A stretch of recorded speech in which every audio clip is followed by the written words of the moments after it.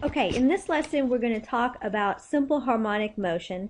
So we're going to look at this interactive figure for just a minute to show what that means. Here we have a graph that's graphing time and length. Remember, S was our arc length when we talked about this in trig. So we have the arc length as a function of time. Over here on the right hand side I have a spring with some sort of weighted box or a mass at the bottom. Okay, over here on the left I have some slider bars so I can change the size or the weight of my box over here. This spring constant, it just happens to be particular for this type of for any type of spring. We're not going to worry about it. Amplitude. Okay, notice right here we have equilibrium, and if I wanted my amplitude, in other words, my coil sat 10 centimeters above equilibrium, okay, or maybe I want to pull my spring down, and at time of 0 I want my spring, it's going to start here at 15 centimeters below equilibrium. Okay, well, let's watch what happens if we were to pull this spring down and then all of a sudden let it go and start counting with time. What happens? Here we have the spring bouncing back and forth, and look what it's doing. It's creating a trig function. Notice here this is a cosine function because my spring started at below my equilibrium or below the 0 point. Okay, I could have put my spring, let's reset this, I could put my spring up here. Let's push play. Okay, you can see how it's changing the function there. All right. Okay, so all of this is just to say that a harmonic motion would exist in, let's say, this example right here of a spring. We could have a pendulum. We can have all sorts of things that create harmonic motion, and that's what this lesson is about. Off to the notes. Simple harmonic motion. Simple harmonic motion is going to be defined as, you can find simple harmonic motion using arc length as a function of time, and this trig function right here where we have amplitude times some cosine. Okay, then in here it's the cosine of the angular speed and time. Remember that this was our angular speed. Okay, remember that this is angular speed, and angular speed is actually taking the place of what we used to have for b.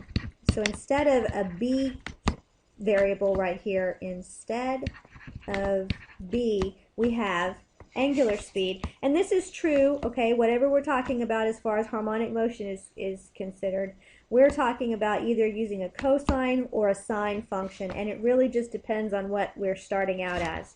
A few more things to define here. The period, which is going to be the time it takes, okay, is one complete cycle. The period is, we can find the period by taking 2 pi over angular speed, which makes sense because in the previous sections we've been doing 2 pi over b. Now we're doing 2 pi over w. And the frequency, that's the number of cycles per unit of time. Okay, the frequency would be the oscillations per unit time, or the number of cycles is basically just the reciprocal of the period. So it would be the angular speed over 2 pi. All right, let's take that information and let's jump into an example that we have.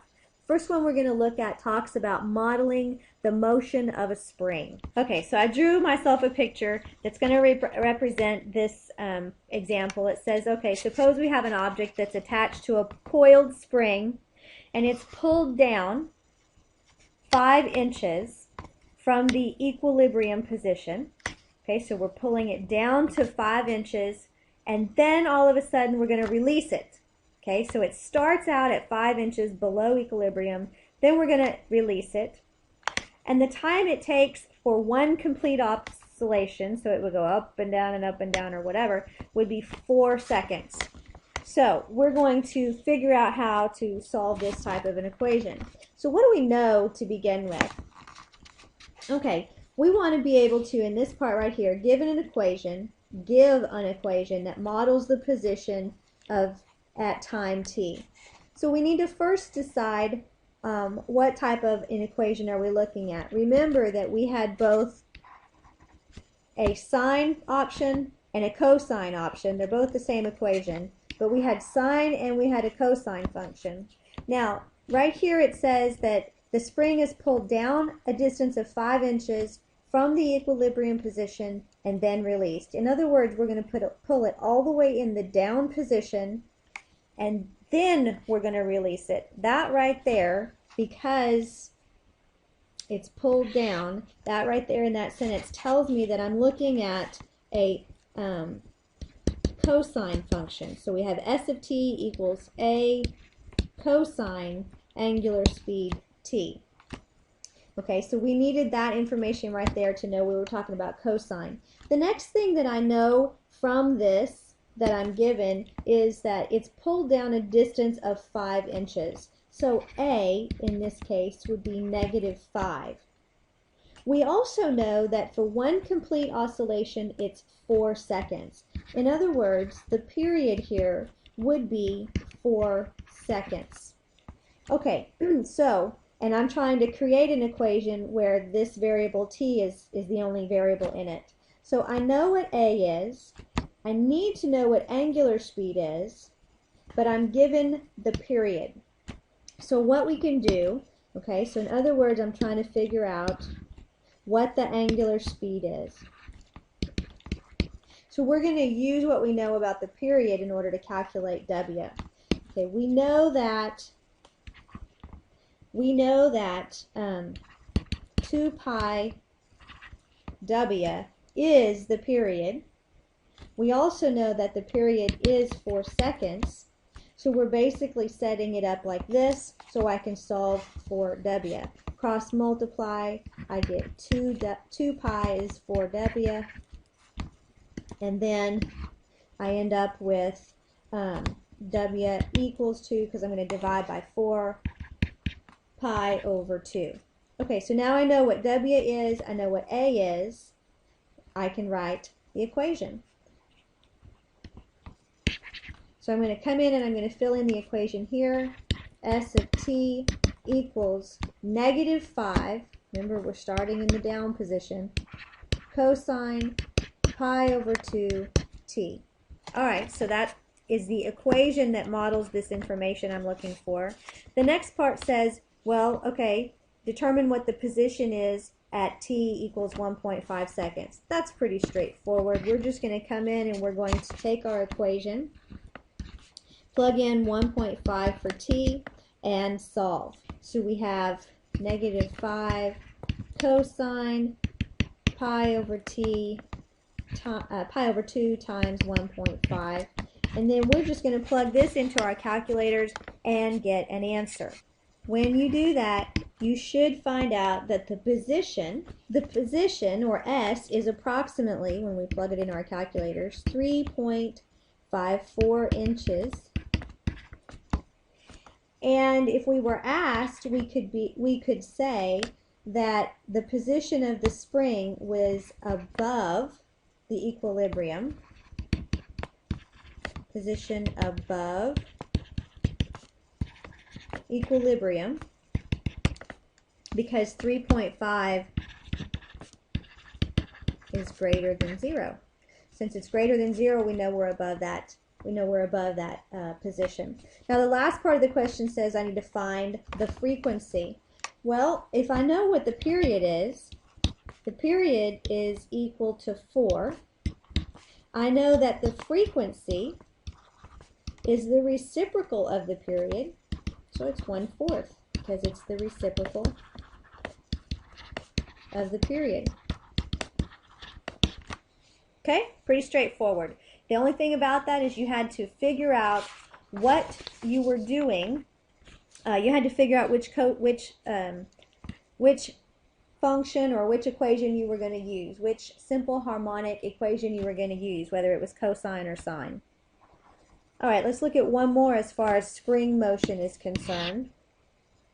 Okay, this time it says that the height obtained attained by a weight that's attached to a spring set in motion is given by this equation right here after t seconds. And I am wanting to find the maximum height that the weight rises above the equilibrium position. Okay, I'm wanting to find the maximum height that it rises above the equilibrium position. Well, let's take the equation first of all.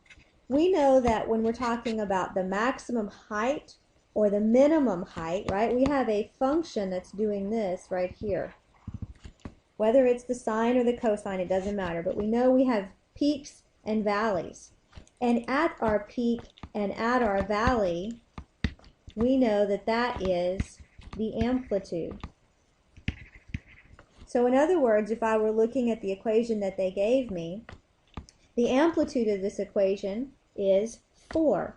So the maximum height that this weight rises above the equilibrium is 4 inches. Now, when does the weight first reach the maximum height? So when is it going to reach that first maximum height? Well, wouldn't that be the period?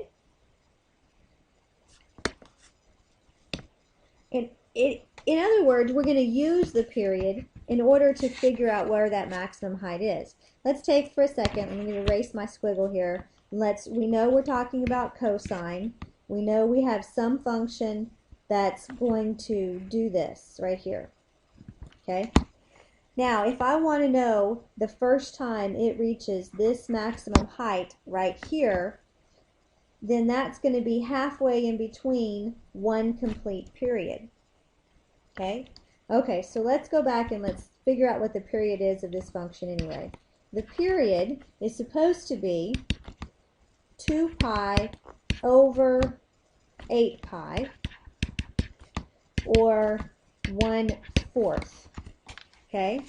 So if the period is 1/4, and I want to know what the maximum height is, okay, when is the first time it reaches this maximum height, then I'm really looking at halfway in between 0 and 1/4.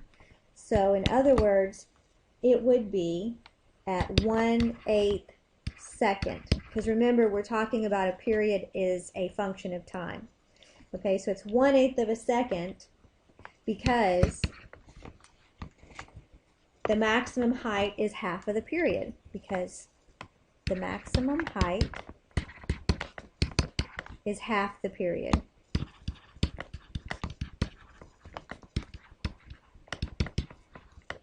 Period. All right, and now what is the frequency and the period? Well, we already know what the period is because we said that the period up here was 1/4 seconds.